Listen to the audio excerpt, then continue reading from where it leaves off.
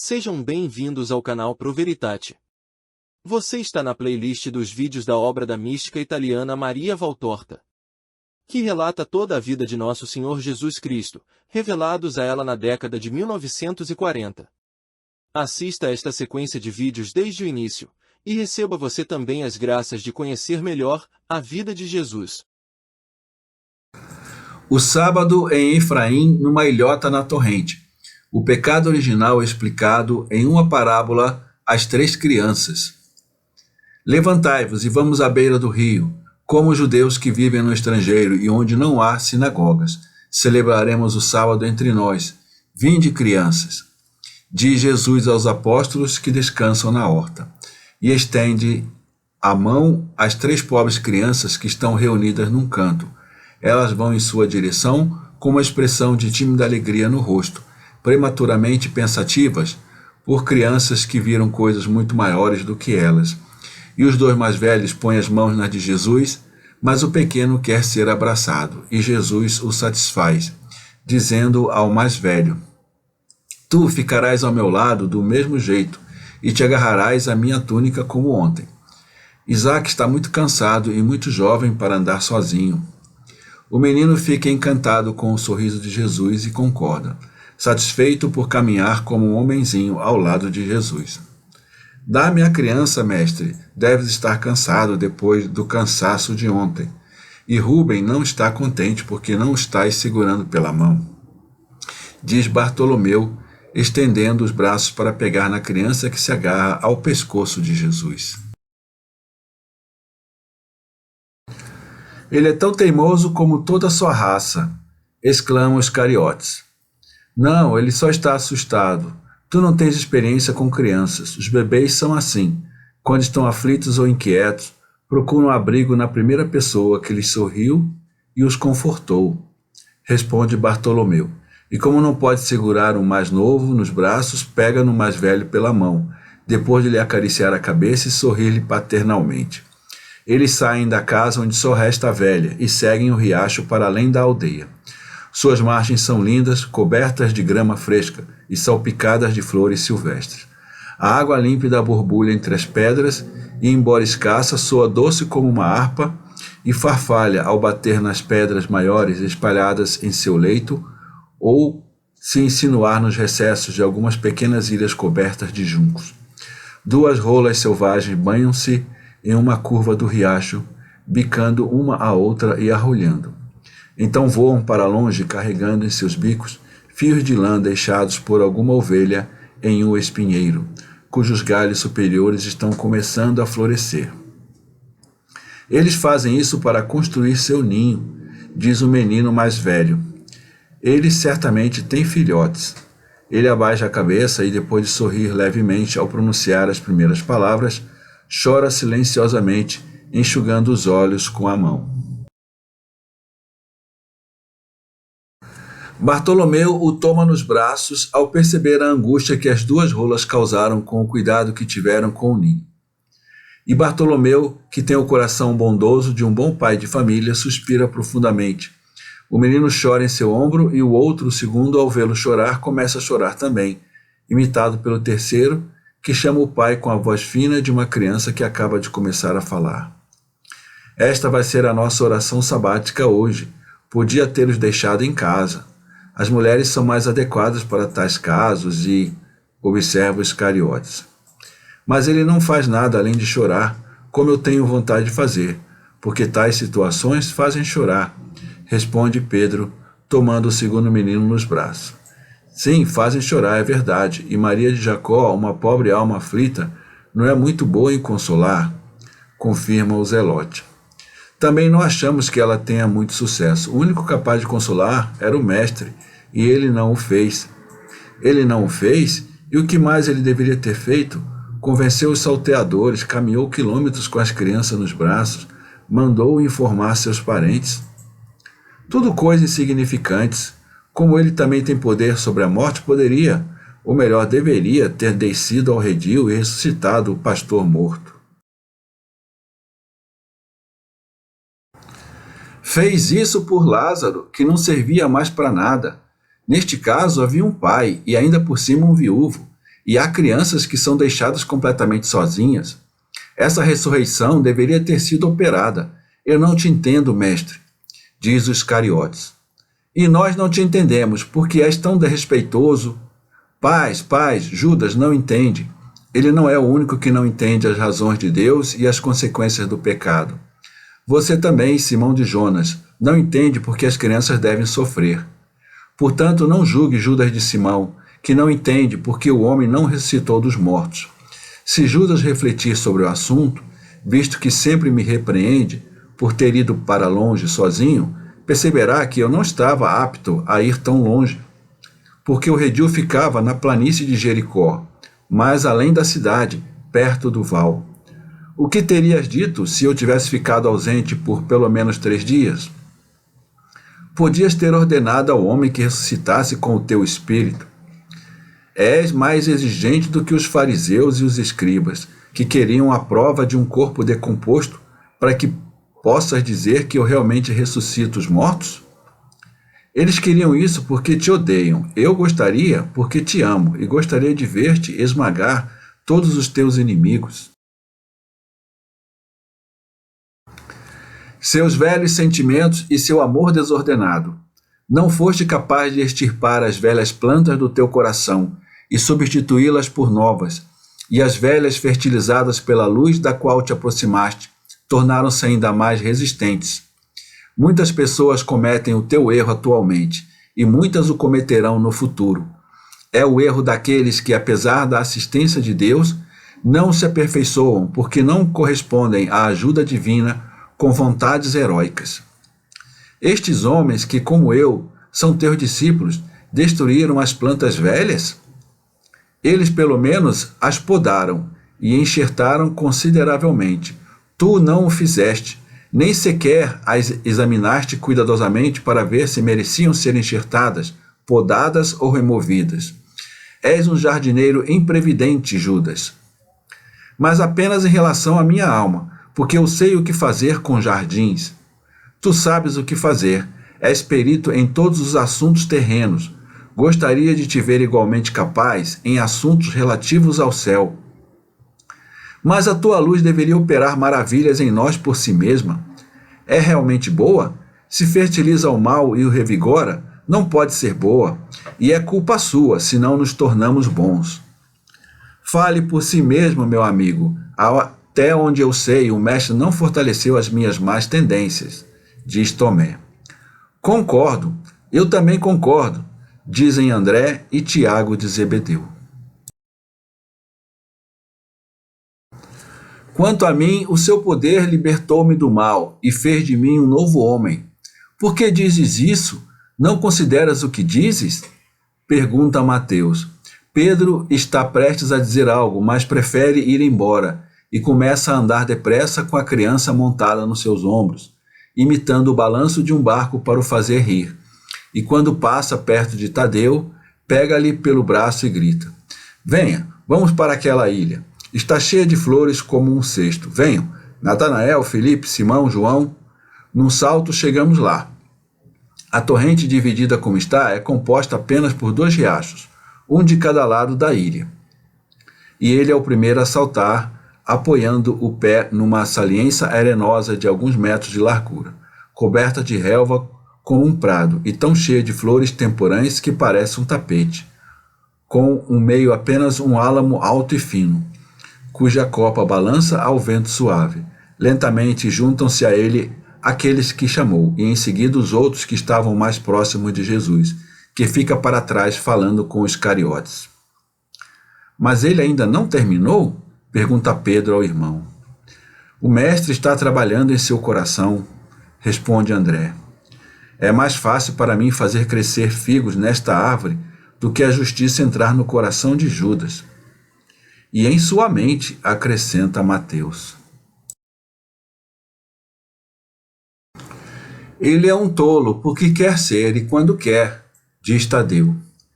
Ele está chateado porque não foi escolhido para evangelizar, eu sei, diz João. Por mim, se ele quiser ir em meu lugar, não estou nem um pouco ansioso para andar por aí, exclama Pedro. Nenhum de nós está ansioso, mas ele está, e meu irmão não quer enviá-lo. Falei com ele esta manhã porque estava ciente do humor de Judas e de suas causas. Mas Jesus disse, justamente porque seu coração está tão doente, estou mantendo-o comigo. Aqueles que sofrem e são fracos precisam de um médico e de alguém que os apoie. Claro, bem, venham, crianças, agora. Pegaremos estes lindos juncos e faremos barquinhos com eles. Vejam como são lindos e colocaremos estas florzinhas neles para servirem de pescadores. Vejam, não parecem cabeças com gorros brancos e vermelhos? Faremos o porto aqui e aqui, as casinhas dos pescadores. Agora amarremos os barcos a estas lindas e finas folhas de capim, e vocês os colocarão na água, assim. Depois os levarão para a praia quando terminarem de pescar. Vocês também podem fazer o passeio pela ilha e observar as rochas, hein? A paciência de Pedro é maravilhosa. Ele corta o junco em pedaços com uma faca, de nó em nó, removendo um lado para fazer barquinhos. Coloca margaridas ainda em botão, como pescadores. Cava um porto liliputiano na areia e faz algumas casinhas com a areia úmida. E quando consegue agradar as crianças, senta-se satisfeito, sussurrando. Pobres crianças.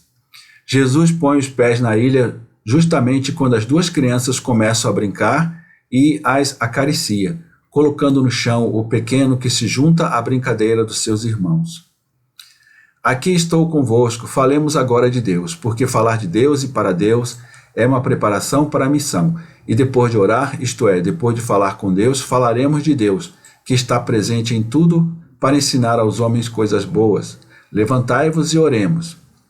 E ele entoa alguns salmos em hebraico, e os apóstolos juntam-se a ele cantando em coro. As crianças que se afastaram com os seus barquinhos, ao ouvirem os homens cantarem, param de brincar e tagarelar com as suas vozes estridentes e aproximam-se do grupo.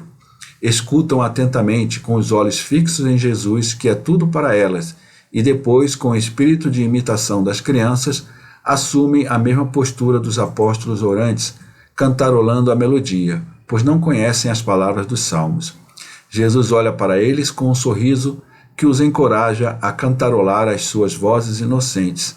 Sentem como se ele os aprovasse e sentem-se encorajados. O canto dos salmos chega ao fim. Jesus senta-se na grama e começa a falar. Quando os reis de Israel, de Edom e de Judá se uniram para lutar contra o rei de Moabe e pediram conselho ao profeta Eliseu, este respondeu ao mensageiro dos reis: Se eu não respeitasse Josafá, rei de Judá, nem sequer olharia para ti. Agora traze-me alguém que saiba tocar lira. E enquanto o arpista tocava, Deus falou ao seu profeta, ordenando que se cavassem valas no Uade, para que se enchesse de água para homens e animais. E na manhã seguinte, na hora da oblação, embora não houvesse vento nem chuva, a torrente encheu-se como o Senhor havia dito. Segundo vocês, qual é o ensinamento desse episódio? Falem.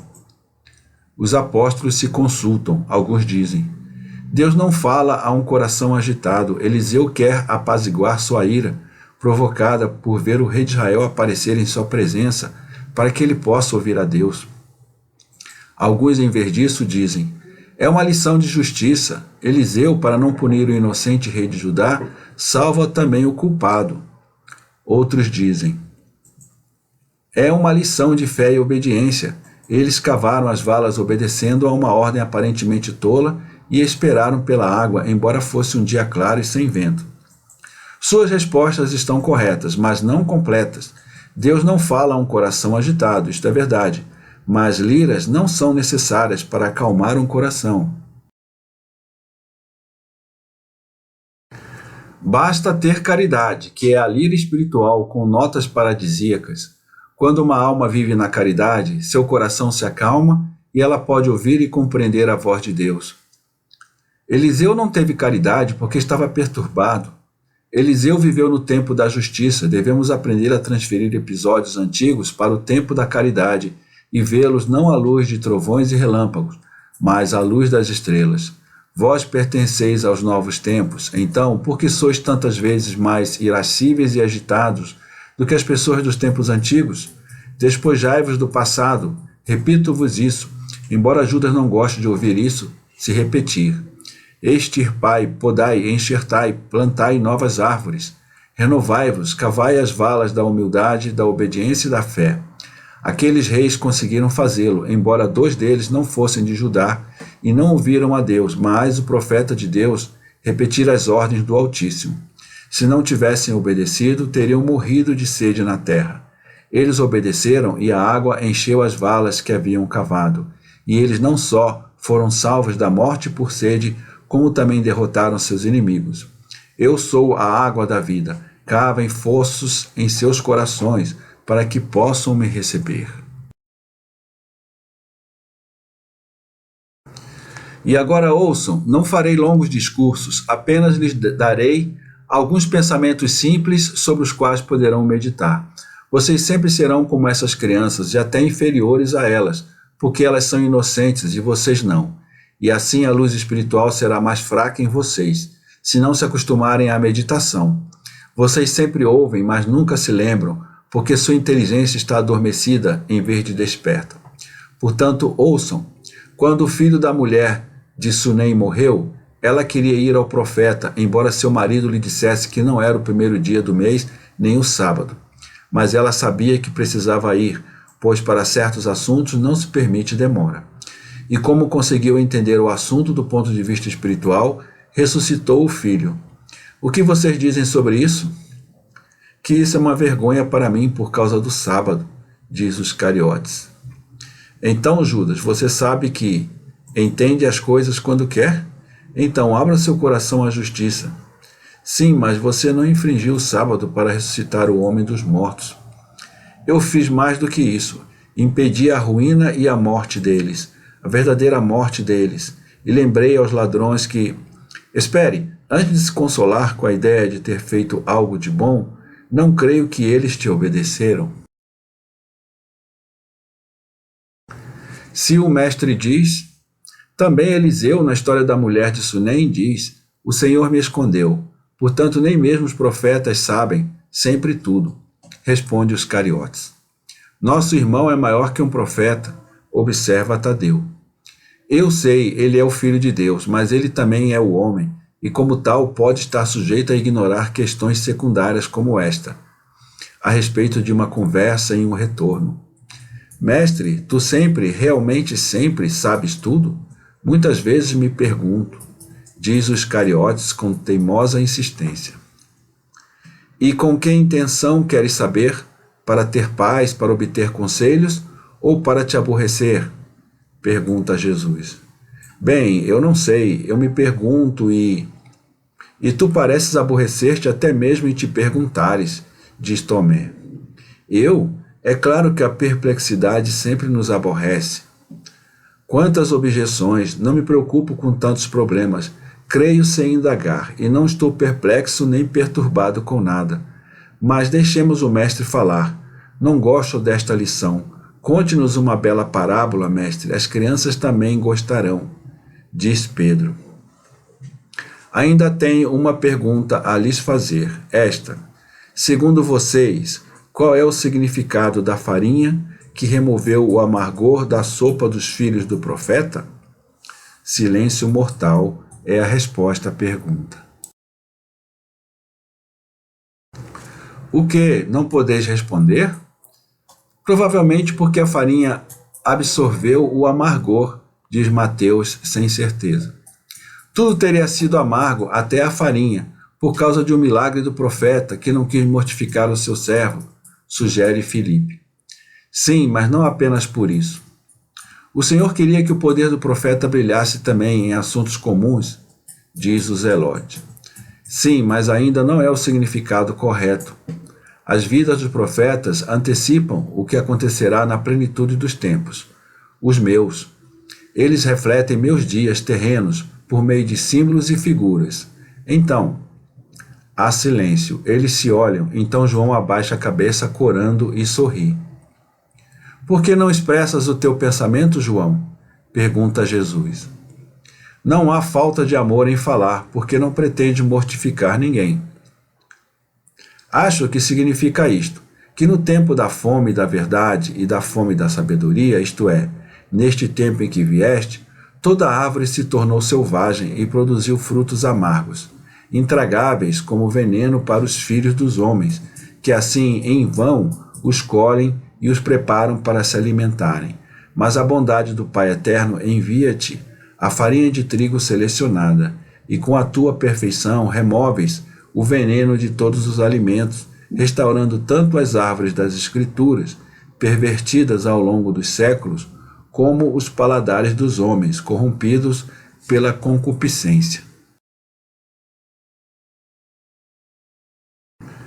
Neste caso, é o pai quem ordena que a farinha seja trazida e a despeja na sopa amarga, e tu és a farinha que se sacrifica para se tornar alimento para os homens. E depois da tua consumação, nenhuma amargura restará no mundo, porque terás restabelecido a nossa amizade com Deus.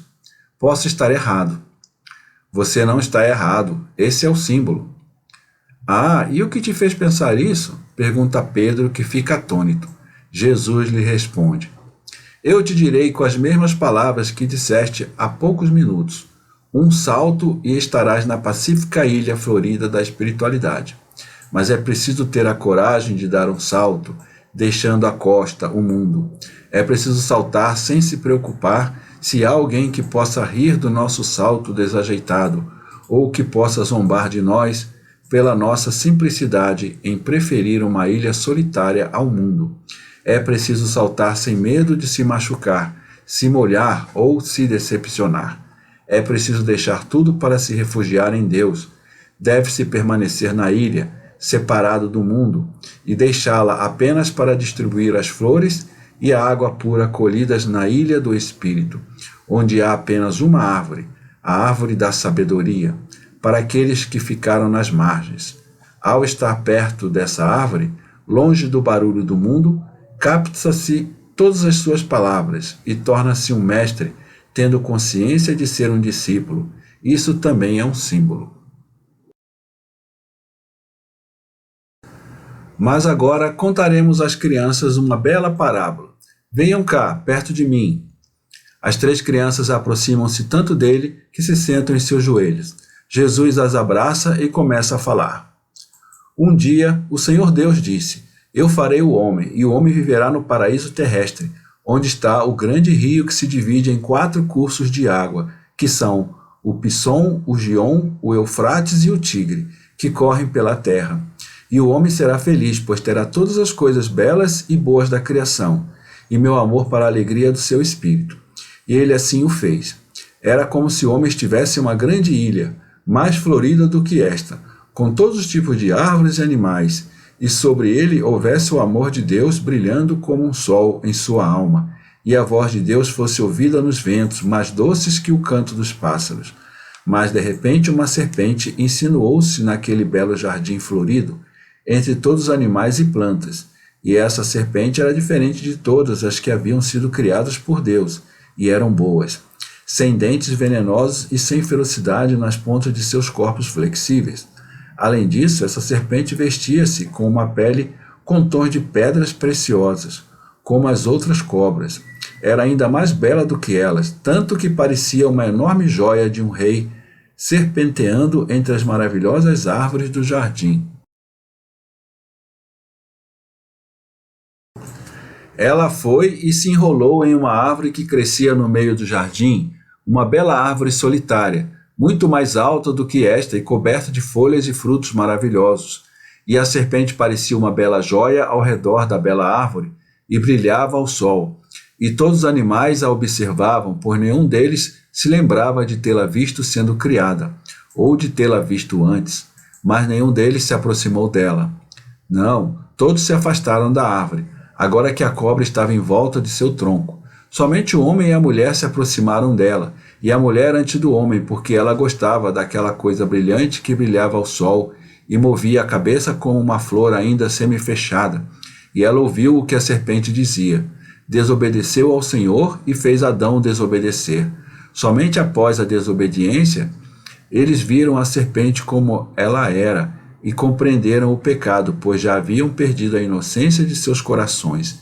E eles se esconderam de Deus, que os procurava, e então mentiram para Deus, que os interrogava.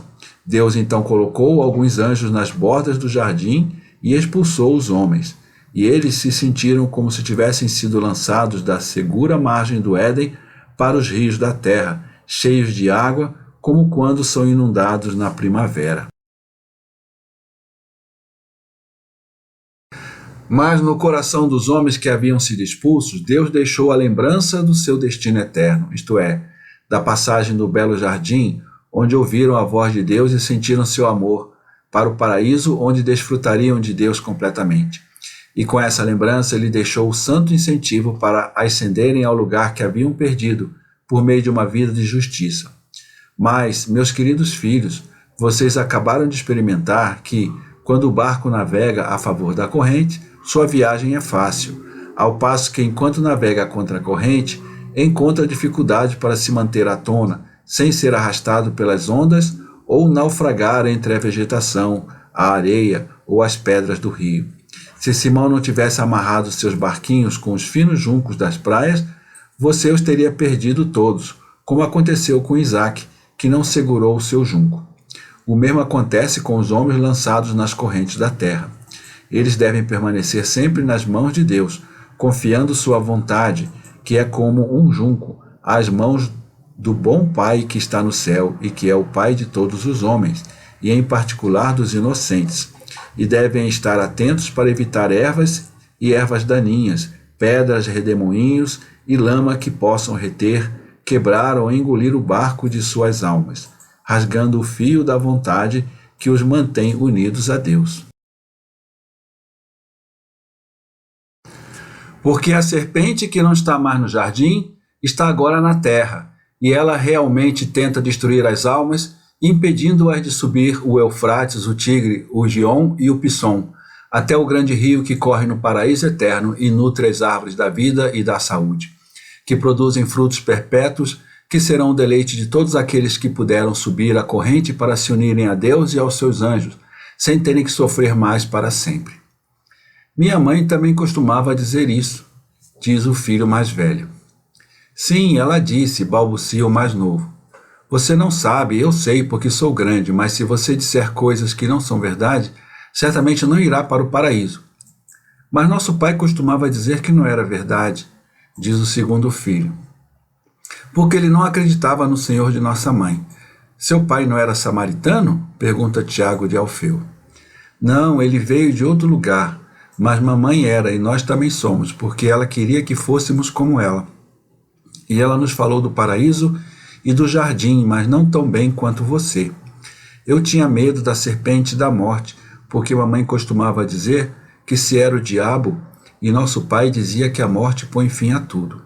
É por isso que eu estava tão infeliz por estar sozinho e também disse que era inútil ser bom agora, porque enquanto papai e mamãe viveram, nós os fizemos felizes sendo bons, mas agora não havia ninguém para fazer feliz se fôssemos bons.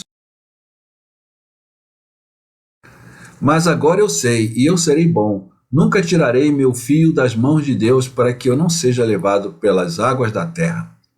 Mamãe foi rio acima ou rio abaixo? Pergunta o segundo filho, perplexo. O que você quer dizer, filho? Pergunta Mateus. Quero dizer, onde ela está? Ela foi para o rio do paraíso eterno? Espero que sim, minha criança, se ela era boa. Ela era samaritana, diz os cariotes com desprezo. Então não há paraíso para nós, porque somos samaritanos? Então não teremos Deus? Ele o chamou de pai de todos os homens.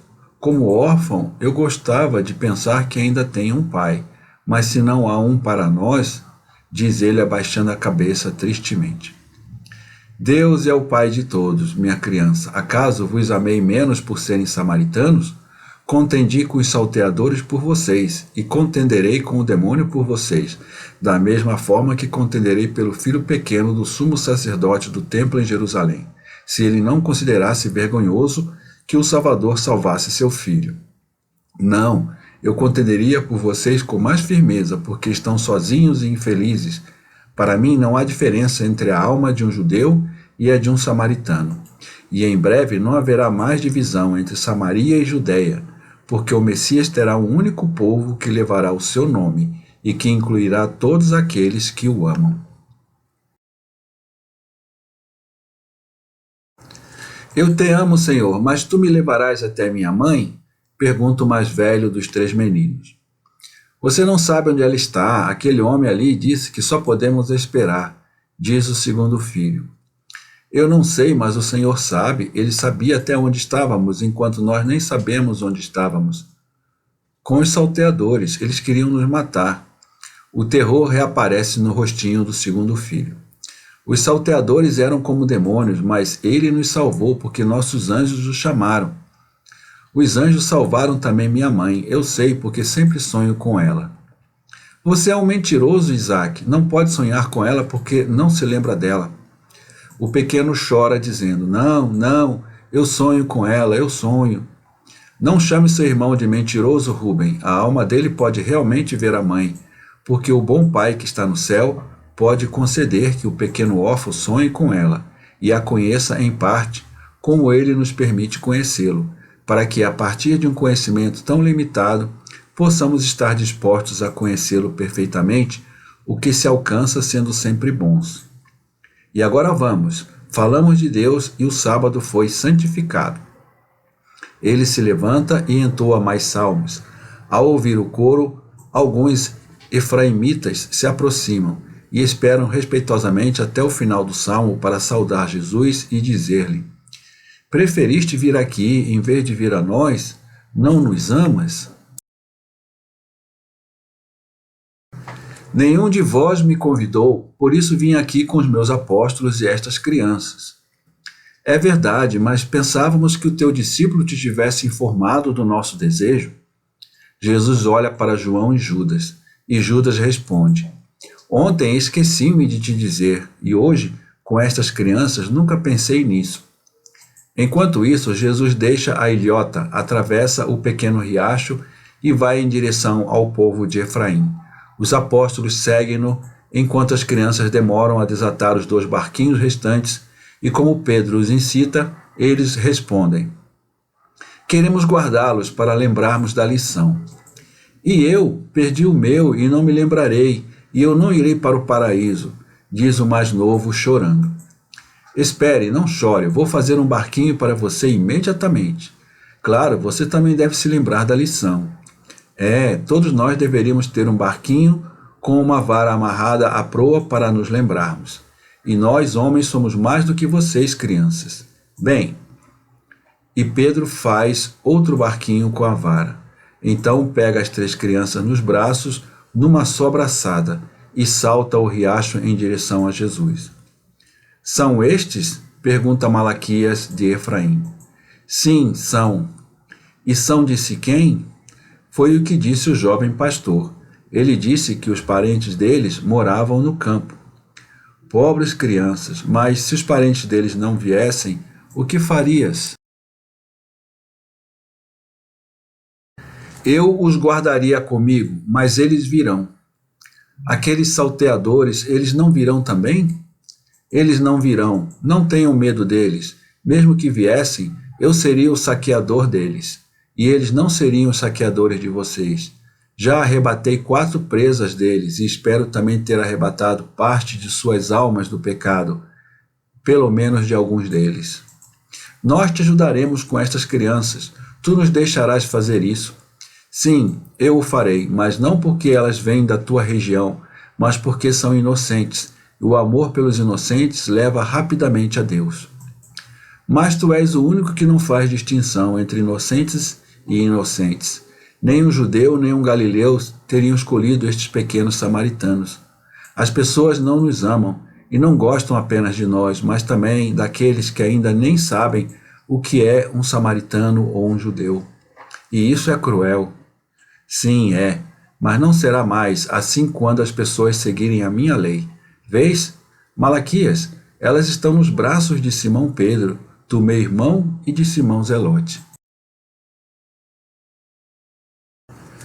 Nenhum deles é samaritano ou pai, e no entanto nem mesmo vocês apertariam seus próprios filhos contra o coração, como estes meus discípulos estão apertando os órfãos de Samaria. A ideia messiânica é esta, reunir todos no amor. Esta é a verdade da ideia messiânica.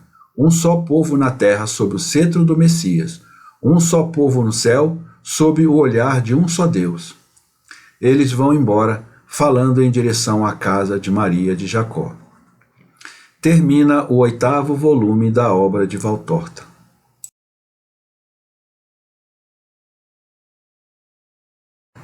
Inscreva-se no canal, ative as notificações, dê o seu like, comente e compartilhe.